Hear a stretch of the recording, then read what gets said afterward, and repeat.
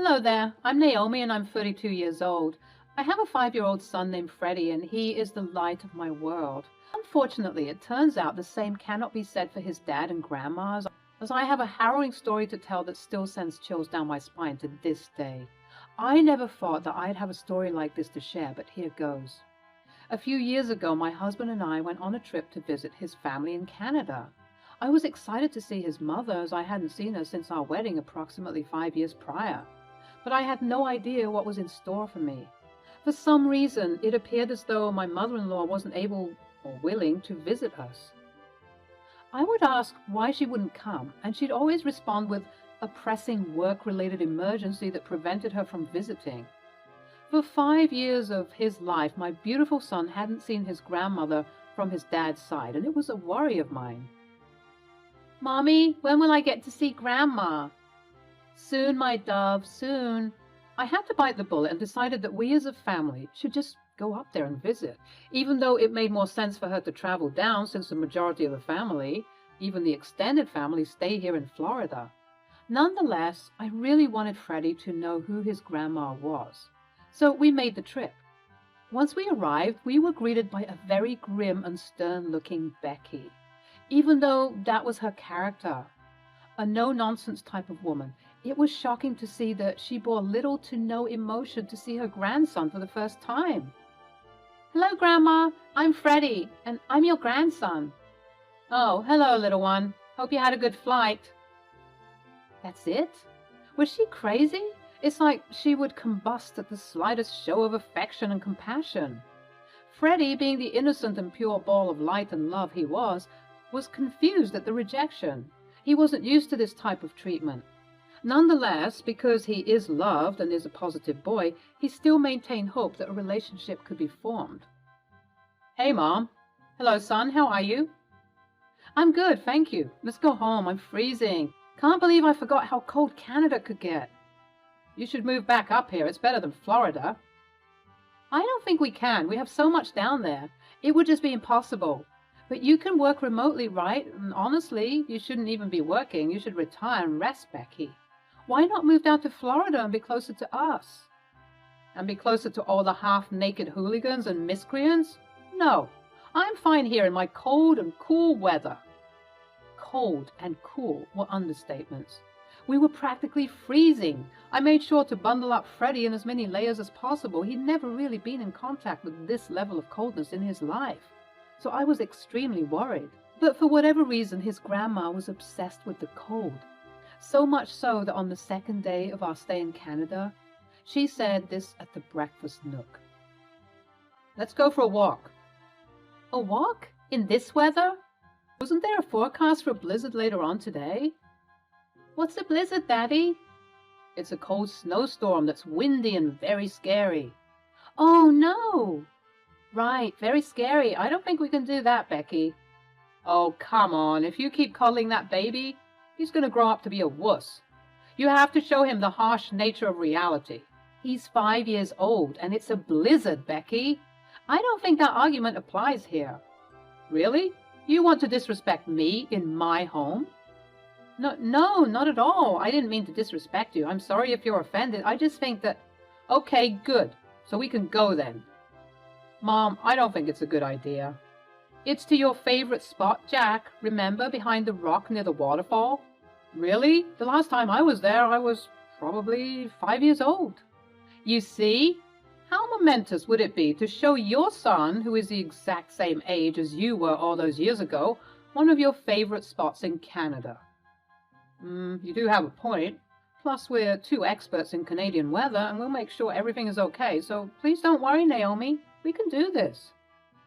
"Okay, only if you're sure, because I don't know anything about this, and obviously Freddie doesn't either, so please let's remember to stay close." Yeah, of course, don't worry." We began our trek towards the supposed favorite spot. How someone could enjoy this cold weather this much? Maybe it's because I'm a Floridian, but I would rather skip out on the debilitating coldness of this place. Regardless, I had to make sure that Freddie was enjoying himself, and the only reason why we continued to do this was that every time she saw his face, it was lit up with joy and amazement at what he was witnessing. At some point, though, I began to feel tired. And I could tell that Freddie was tired too. But he didn't want to complain because he wanted to bond as much as possible with his grandma. Along the way, we passed an old-looking cabin with puffs of smoke coming out of it. Look, a cabin! Yes, sweetie, it's a cabin. Guys, is it okay if we stop and rest for a while? Perhaps the people in the cabin would be willing to house us for a while. We are in Canada after all. You Canadians are super nice. That's not funny, and it's actually a bit derogatory to insinuate that all of us are kind. Oh, I'm so sorry. I was making a joke. I didn't realize it was in poor taste. Yeah, well, it seems as though you don't know a lot of things you do are in poor taste. How rude. We continued along the path, getting wearier by the minute. I carried Freddie, and his added weight wasn't helping me in my alertness. Off in the distance, I could see Jack and Becky moving with speed. I called out to them, telling them to slow down. Oh, come on, you slowpokes. I'm 65 and I'm better than you two. Hurry up. As I mentioned earlier, we don't do this often. Hurry up, you're going to miss the best part.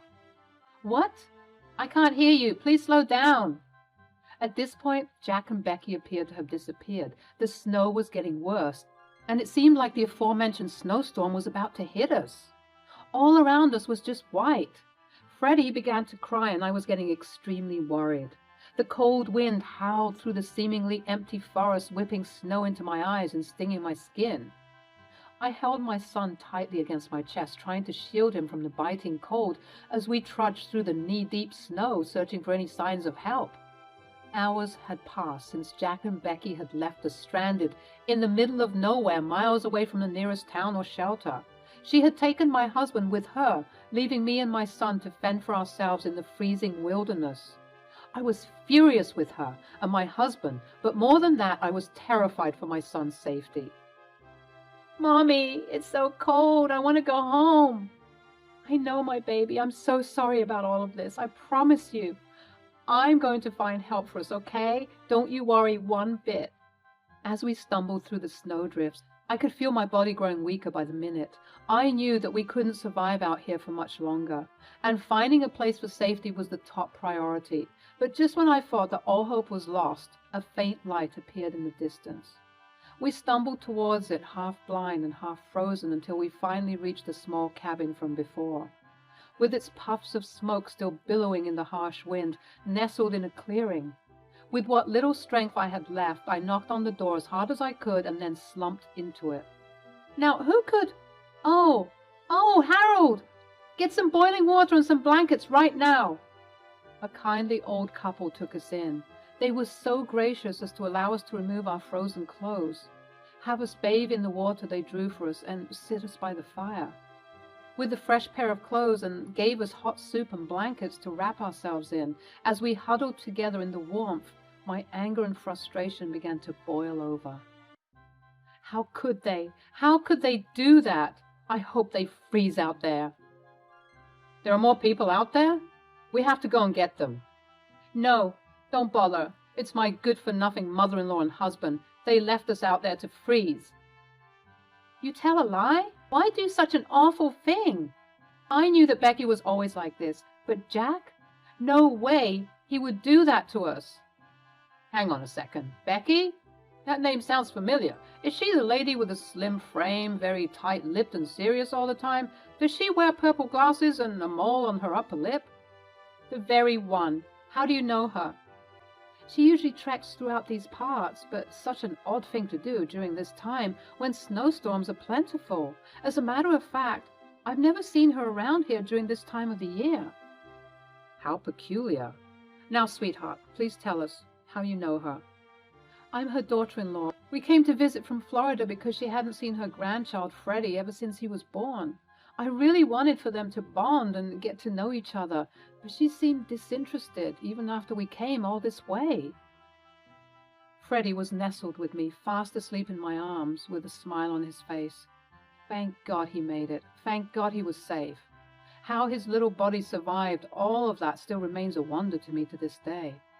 But the more I looked at him, the more frustrated I grew at his useless father and grandmother.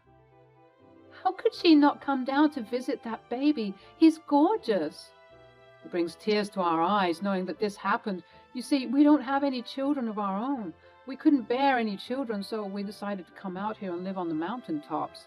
It's the life that we've always wanted, but we just can't fill the missing gaps in our hearts. So to hear that someone privileged enough to have such a beautiful grandchild has chosen to be complacent is something that we cannot forgive. You know, I've always had a strange feeling about Becky. I've told you this, Harold. That woman is not all right in the head. I called out to them, telling them to wait for us, but they just kept going ahead. They could hear me, but they were choosing not to listen. Why would they do that? Sometimes we don't know why people do the evil stuff they do. All we can do is do the best that we can do. We spent the rest of the evening conversing, and as much as I was still fuming, an overwhelming sense of relief washed over me because I knew that Freddie and I were safe. Morning came and it appeared as though the blizzard subsided. I searched various websites to find that weather reports stated that it was now safe to maneuver through the town and city. I exchanged contact information with Georgina and Harold, thanking them for all of the love and care they showed us. There's no need to thank us. We just did the right thing. Anybody with half a heart would have done the same thing. Please let me escort you back to your home. Harold and Georgina accompanied us to the place of residence, and lo and behold, we found Jack and Becky sitting comfortably on the front porch as if Freddie and I weren't on death's door the day before. I got out of the car and began to lose it. What the hell is wrong with you people? How could you leave us there? You were slowing us down, and we wanted to see the frozen waterfall. Are you serious? Freddie could have died last night. Don't you care about that, Jack? To be fair, you could have just stayed home if you really weren't ready to go on this adventure. I swear to God, at that moment my vision turned red. I was ready to attack, kick, scream, and yell for the whole world to hear just how awful and sick these people were. Not only did they leave us out there, they appeared to have zero remorse for what they did. It was almost as if they were trying to kill us. Before I could launch a whole slew of actions and words that couldn't be taken back, Harold held me back, telling me to compose myself as Freddie was still in the car with Georgina. Witnessing all of this go down, it took a moment for me to calm myself. But even though I had calmed down, I was still aggressive and argumentative. You left us there. We could have died, Jack. Don't you care about that? Don't you care that your mother tried to kill us? Don't be dramatic, Naomi. She wasn't trying to do that. Look, the reason why we didn't come back for you is because we knew that you would find help and shelter. I mean, you pointed out that cabin, right? It looks like you got the help you needed. No thanks to you or your mother. I cannot believe what I'm hearing right now. How could you be so cold and callous to your wife? I have half a mind to come over there and knock you out.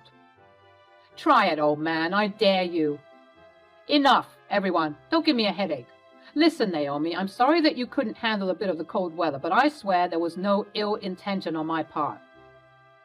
Oh, yeah? Why on earth would you go trekking at this time of the year? We never see you during this time, so why now? Why now when you have a child who only wanted to bond with you? Someone could argue that this level of gross negligence was intentional, Becky. There's no way an experienced trekker like you would travel during this time. Only experts can mess around with the weather like this. But novices like Naomi and a child like Freddie? You are a sick and twisted, pathetic individual. This seemed to dissolve Becky's cold and hard exterior as she looked panged, at least for a moment before returning to her Wicked Witch of the West exterior. I don't know what you're trying to insinuate, but if you're looking for a battle, I can assure you that you'll lose. You forget that I'm a rich woman. I have access to the best of the best. Let's see how your little argument is going to go in court, old man. You two are sick, and I never want to see you again. I hope you rot in hell. You know what, Naomi? I don't care anymore.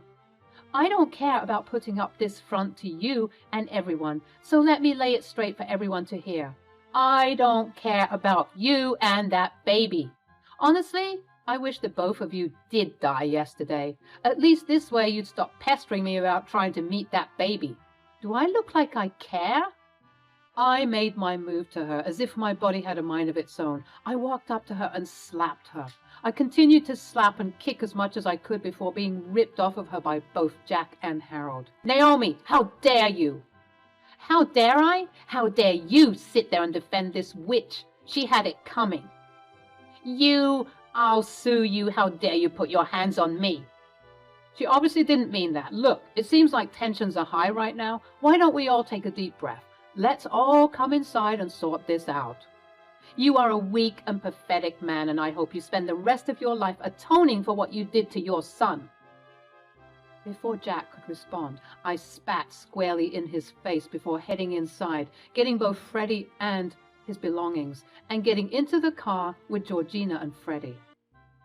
Mommy, I'm scared. What's happening? Why did you fight Grandma? Sweetie, I'm so sorry. You had to see that. Things are a lot complicated here, and I don't want to lie to you, but I'm afraid you're a bit too young to understand. But for now, I'm so sorry to tell you that it seems like Grandma and Daddy don't want us here. We can't be here because Daddy and Grandma aren't very nice people, and I don't want you to be around people who aren't nice.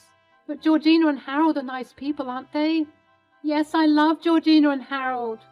Can Georgina and Harold be my Grandma and Grandpa? Oh, bless your heart, my sweet child. You're going to make me cry. Of course I can be your grandma. I'll always be your friend, and I promise to take care of you if you need me to. Harold got in the car and drove us to a hotel, where we got some time to rest and recuperate, but unfortunately, the whole ordeal was just a bit much to handle. I was very fearful for the future of both Freddie and me, as this meant divorce. Just because of how powerful and influential Jack and Becky were, I was scared that they would end up getting custody of Freddie. I decided to talk to Georgina and Harold about it once Freddie was fast asleep. What am I going to do? I'm going to go to jail. Nonsense. That hag won't press charges. But what if she does? She won't, because we have evidence of her conspiracy to commit murder.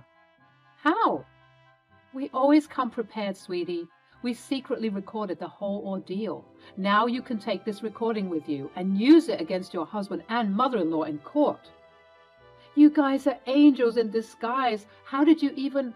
When? How? Shush, my child. Don't worry about all that. Just listen to the audio recording. We sat and listened, and sure enough, the whole ordeal had indeed been recorded, including the part where I physically attacked her. Now they'll get me for physical assault. Oh, God, why did I do that? Now you listen here, my child. You did what any loving mother would have done. You're a mama bear, and you simply protected your child. Honestly, I wish that Harold and Jack didn't stop you. I knew you would have taught her a good lesson. But the thing is, if you did beat her up properly, her scars and wounds would have healed. You have to hit her where it hurts, her money. You have to sue her for everything she has, get a divorce from that man, and flee with all of that money. But the recording, you could clearly hear me hitting her. What are you talking about? Just then, Harold selected the audio clip section of my attack and deleted it. I don't hear anything of you fighting someone, and I certainly don't hear anyone threatening to take you to court. I was overwhelmed. I was so grateful for these people. I swear that they were indeed my guardian angels. The next day, we set off for back home. I was all the while ignoring calls and texts from Jack and Becky alike. I think they were trying to do some damage control. I don't know why it took them this long to realize what they did was wrong, but I didn't care. It was too late for sorry, and let me explain. When I got home, I began to construct my case against my mother-in-law and Jack. I got the best lawyer I could find with the money I had, and we presented this case. Thankfully, even though it took some time, I managed to win the lawsuit against her. She paid me a settlement of $1 million, and I was beyond shocked that I was able to get that much money out of her. It didn't help that she was sending me death threats as we were fighting this battle. As for Jack, we obviously got divorced, and because of the part that he had to play for gross negligence, he too had to pay me some money, on top of the already devised alimony and child support that he was meant to pay. With this influx of funds, I was able to restart my life. I opened a daycare near my home and began a booming business. I named it Georgina's Playhouse. I also managed to fly Georgina and Harold out to Florida to celebrate once all of the settlements were finalized. Cheers to a new life for Naomi and Freddie. I hope they prosper. Hear, hear. Cheers. Cheers, Grandma and Grandpa. I love you guys. Not only did I get rid of toxic cancer that was my ex, mother-in-law, and ex-husband, I gained a lot of money and love from the right sources, people. Georgina and Harold are even entertaining the idea of moving down to Florida. They've been in Canada their whole lives. Maybe they needed a bit of sun and warmth for a change. Regardless, I'm very grateful for this new chapter in my life.